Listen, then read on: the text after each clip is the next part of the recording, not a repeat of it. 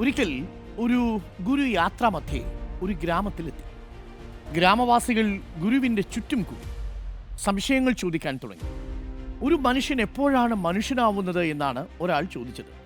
തൻ്റെ ഭാണ്ഡത്തിൽ നിന്ന് 4 ചില്ല് ഗ്ലാസുകൾ എടുത്ത് തറയിൽ വെച്ച് ഗുരു വെള്ളം നിറച്ചു. ശേഷം മനുഷ്യരൂപമുള്ള 4 പ്രതിമകളും പുറത്തെടുത്തു. ഒരു പ്രതിമ കല്ലുകൊണ്ടും, രണ്ടാമത്തേത് മണ്ണുകൊണ്ടും, മൂന്നാമത്തേത് പഞ്ഞികൊണ്ടുമാണ് ഉണ്ടാക്കിയത്.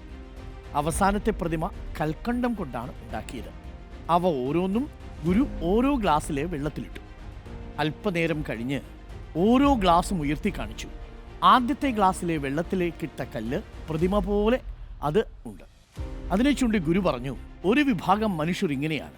തൻ്റെ ചുറ്റിലും എന്തൊക്കെ സംഭവിച്ചാലും, ആരൊക്കെ ദുരിതം അനുഭവിച്ചാലും അവർക്ക് യാതൊരു അലിവും ഉണ്ടാവില്ല. അവരങ്ങനെ നിൽക്കും. രണ്ടാമത്തെ ഗ്ലാസ് കയ്യിലെടുത്തു. ആ മൺപ്രതിമ വെള്ളത്തിൽ അലിഞ്ഞു പോയിരുന്നു. വെള്ളത്തിൻ്റെ നിറവും മാറിയിട്ടുണ്ട്. ഗുരു പറഞ്ഞു, മറ്റൊരു കൂട്ടർ ഇങ്ങനെയാണ്. അവരിലെ അഴുക്ക് മറ്റുള്ളവരിലേക്ക് കൂടി വ്യാപിപ്പിക്കും. ആ അഴുക്കോടുകൂടി അവരും ഇല്ലാതാവും. മൂന്നാമത്തത് പഞ്ഞി പ്രതിമയുള്ള ഗ്ലാസ് എടുത്തു. പഞ്ഞി കൊണ്ടുണ്ടാക്കിയ പ്രതിമ ഗ്ലാസ്സിലെ വെള്ളം മുഴുവൻ വലിച്ചെടുത്തിട്ടുണ്ട്. ഗുരു പറഞ്ഞു, ഒരു കൂട്ടർ ഇങ്ങനെയാണ്. അവർ ആർക്കും ഒന്നും കൊടുക്കില്ലെന്ന് മാത്രമല്ല, മറ്റുള്ളവരെ പരമാവധി ഊറ്റി എടുക്കുകയും ചെയ്യും. ചില സുഹൃത്തുക്കളെയൊക്കെ നിങ്ങൾക്ക് ഓർമ്മ വന്നു പഞ്ഞി മനുഷ്യരെന്ന് പറഞ്ഞപ്പോൾ.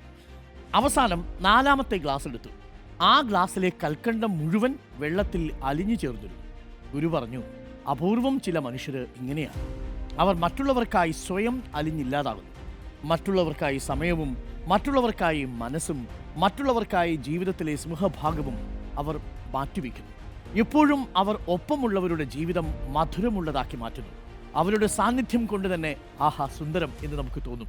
നമ്മൾ ഏറ്റവും കൂടുതൽ കംഫർട്ടബിൾ ആക്കുന്ന മനുഷ്യരായി മാറും. അവരാണ് യഥാർത്ഥ മനുഷ്യർ.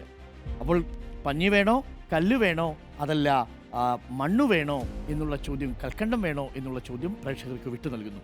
നിങ്ങൾ എത്ര മനുഷ്യരാണ്? പഞ്ഞി മനുഷ്യരാണോ, അതോ കല്ലു മനുഷ്യരാണോ, അതോ മണ്ണു മനുഷ്യരാണോ, അതോ കൽക്കണ്ട മനുഷ്യരാണോ എന്നുള്ളതാണ് ചോദ്യം.